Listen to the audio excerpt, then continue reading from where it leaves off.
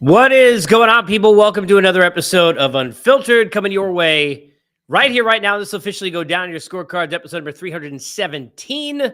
You can catch up with Unfiltered courtesy of the Believe Network 24/7, 365. It is easy. Apple, Spotify, everywhere you get your podcast. You also can get us on Facebook, and you can get me on Instagram at Unfiltered with Casey Stern, Twitter as well at Casey Stern, or X, if you will. All of those platforms in which there is discussion about Juan Soto, which is why I'm here. It's been belated. It's been delayed. It's been a long time, but I am back, yes, and I'm here to discuss elation and joy, and in some ways, even as crazy as it sounds, with $765 million paid and attached to it, surprised that we have landed here.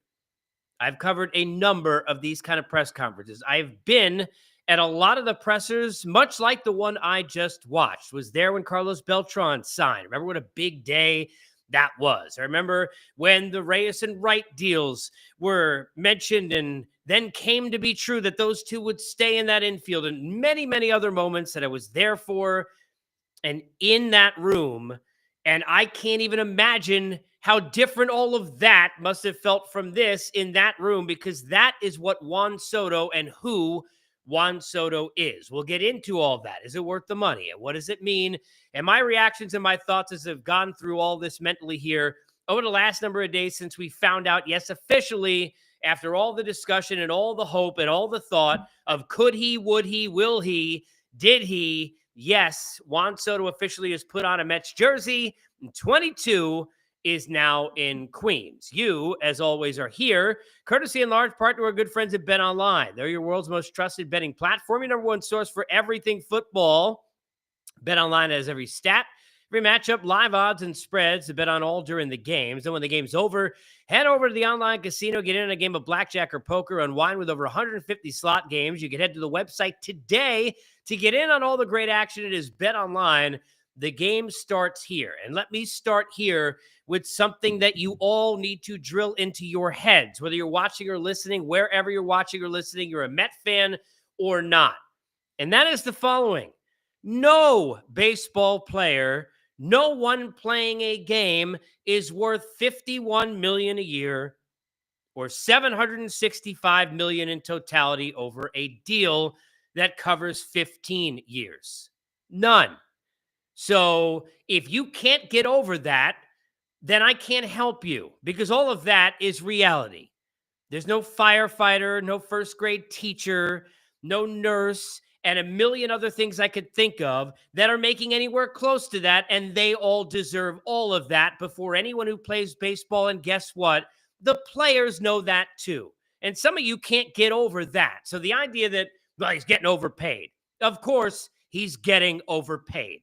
However, this is the part you need to think about, right? You ever go to somebody's house and you sit there and you say, wow, I can't believe they spent all the money on that. Why a koi pond?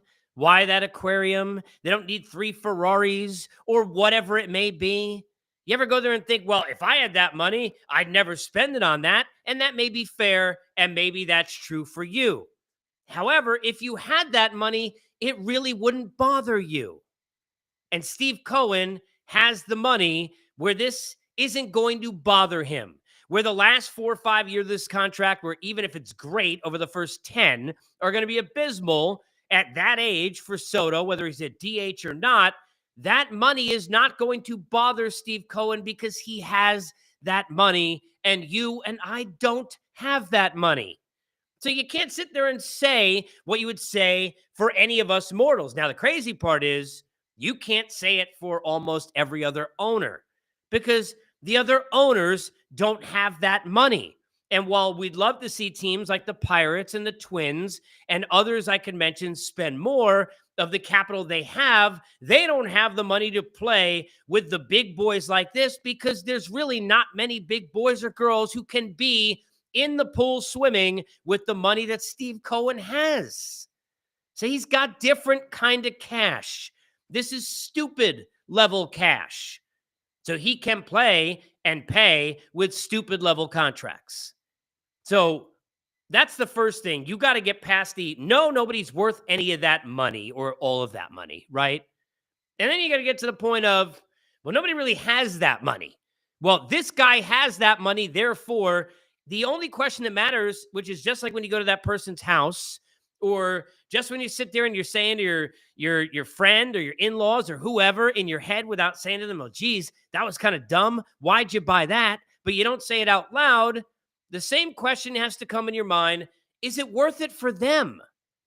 Because this is worth it to him, with the him being Steve Cohen.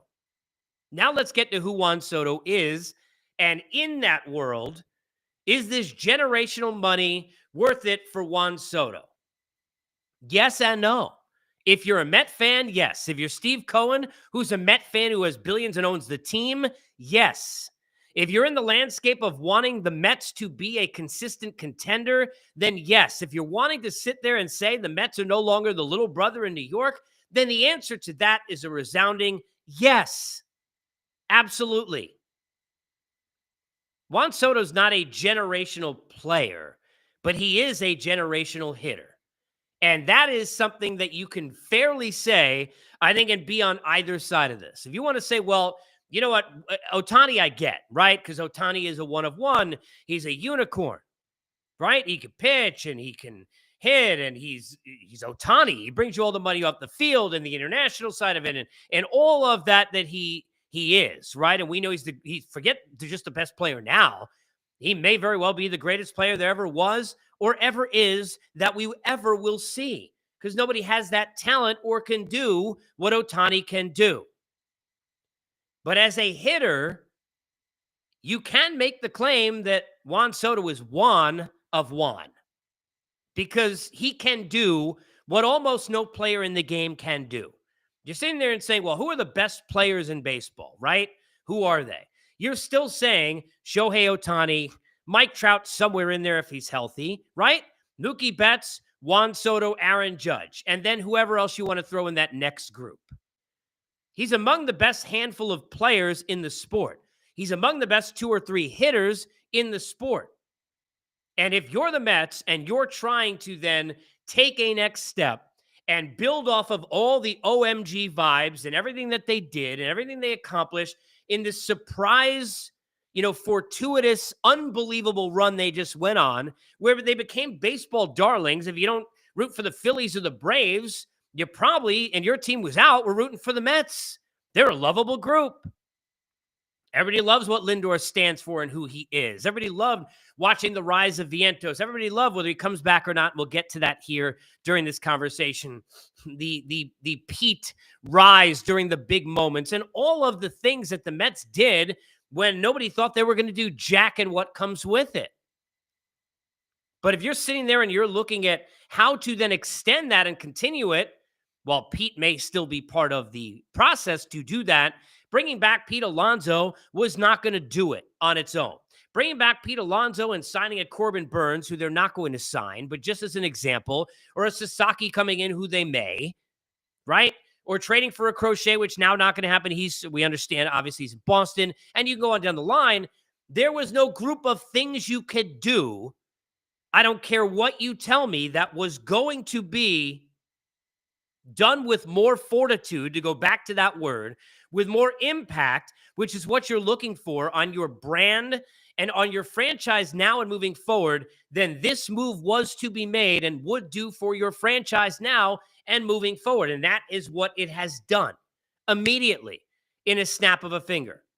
Even with the holes remaining in the lineup, even with the holes remaining in the rotation, regardless of how you slice it or look at it, there was nothing you were going to do. So you get out of all those millions of dollars, and they're going to spend more, clearly, excuse me, that you could have spent, and all the things you could have done, and they were not going to equal the 51 millions and the 51 million things that Juan Soto does immediately, because that is how he impacts your lineup at the plate, whether he hits, whether he walks. You want to say he walks too much. You'd like to see him go ahead and take more chances, and you want to break down hitting in 2024 versus how it was when I grew up and you're sitting there watching in 1984. We can go ahead and we could do that till we're blue, but end of day, he's going to impact the lineup as much, if not more, than literally any other player in this sport can do so.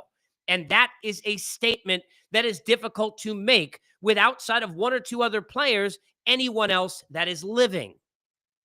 And that is why you pay him the money. That is why you overpay the money. I've always said pitching is different, but I remember sitting there in winter meetings in San Diego, and Garrett Cole was a free agent. I remember sitting there, and the Angels were in on it, and I don't remember if they were at 7 or 8 years. I know Cole got 9, but they were right there in on it, and they didn't want to go to 9 years. And I remember freaking out about that, as Angel fans maybe have for years since, but sitting there thinking and scratching my head literally with the hairs I have left and trying to understand if they understand that team in that specific situation, and there are many like it, that in today's day and age, in this sport specifically, where you don't got caps and you don't got floors and you're dealing with the unlimited salaries, that it is about the price of admission you are paying for those extra years that you will pay for dearly, like the Dodgers even will with Ohtani, like the Mets might at the end of the Lindor contract, and you go to Phillies with Harper, and any long-term deal you ever want to look at, because no one's going to be that good or that healthy at that age. But that is why this deal is also different than most of these other deals. Now, I'm not sitting there and telling you, well, if one team signs a bad deal, why should this team do it? It doesn't make sense. I get it. Great. But how many of these deals have you seen legitimately where in this sport or any, when you see a length of deal that is this long and you see a deal that is longer than you think, right? How many times is the age that is the starting point 26 years old? The answer is rarely ever. The big question is always, why are they paying this guy that deal at 31 years old?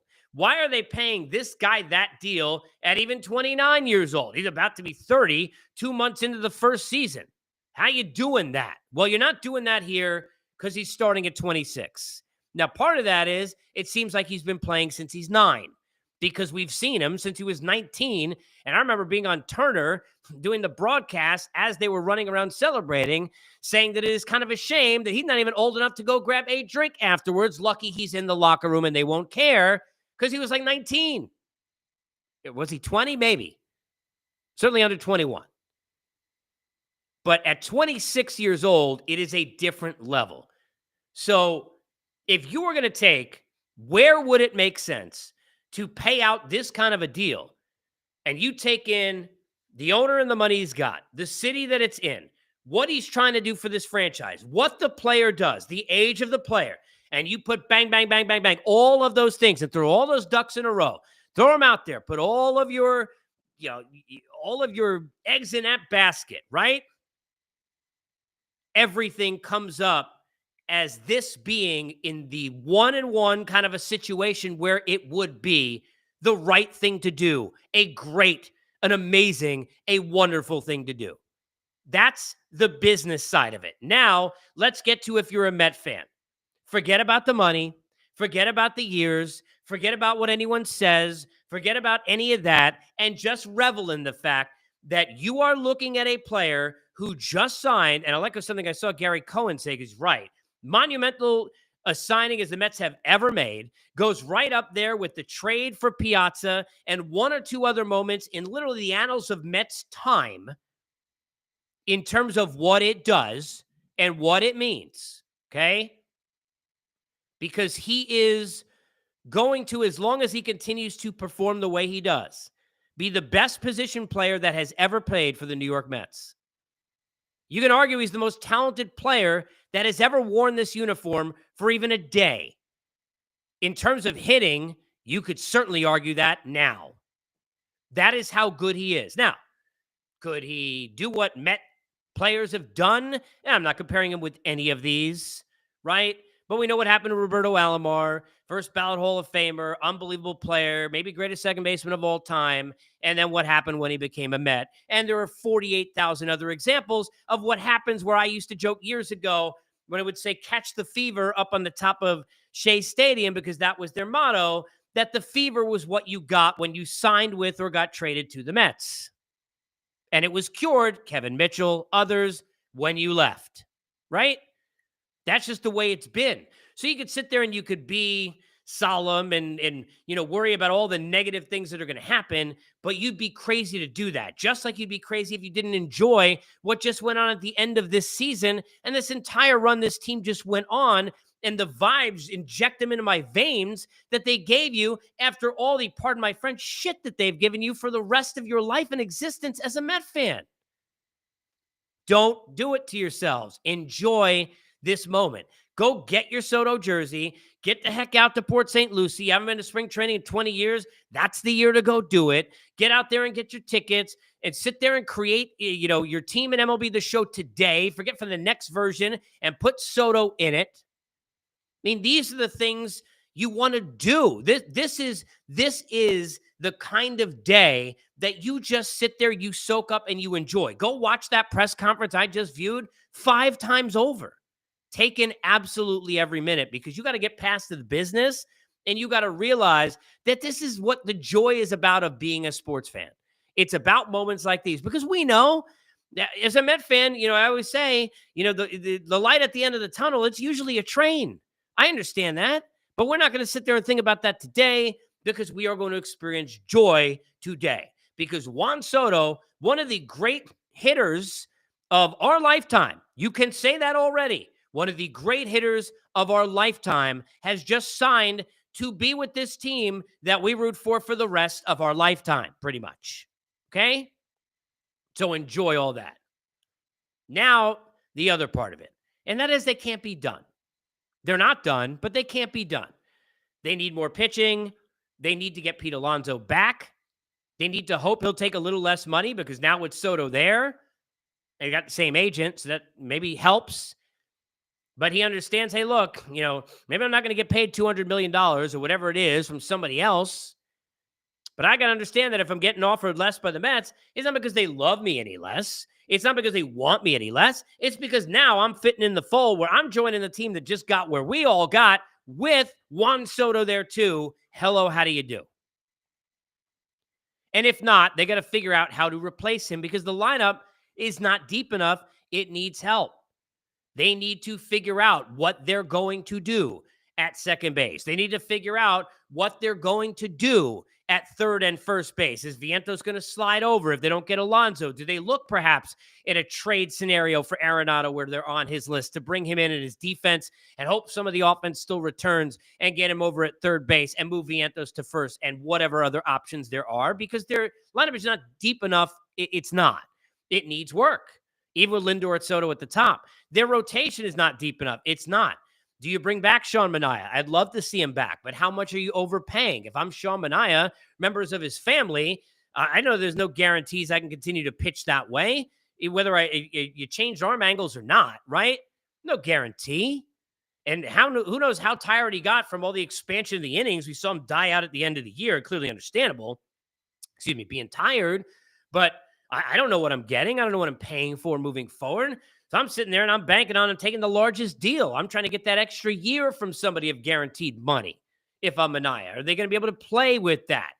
Can they get in there and bring him back into this group, into the rotation? Because they're missing, not just an arm on the back end. They're missing an arm in the front end of the rotation. They need somebody between or with Senga at the front end before you get to Peterson and Montas and the rest of what you have. They just do. They need to expand out the bullpen. They just do. Where does Clay Holmes fit? Okay, it's nice to say, well, he's going to fit in as a starter. I don't know how easy that's going to work. Let's not forget, this was the organization that didn't think it would work with Seth Lugo and had that pan out. So who knows what's going to happen? Nobody expected that either, right? So there are a lot of questions still about where the team moves forward. Soto alone does not make you the favorite. It doesn't make you better than the Dodgers. It doesn't make you better than a healthy version of the Atlanta Braves, probably. And I know Fried is gone, but we know Alex Anthopoulos and who he is and what he is, and they will fix, and they will input, and they will add and make impact, I'm sure. But it does put you in a position where you should be excited. You should sit there and be jacked up about the season. You should be jacked up about where your franchise is. It's no more of Mr. Met giving you the finger and being a joke and being a laughingstock, because that So Mets is so much fun right now. Enjoy that. And hope you enjoyed this. More Unfiltered is to come. I am back. It is good to be with you. And we will see you soon. Courtesy as always.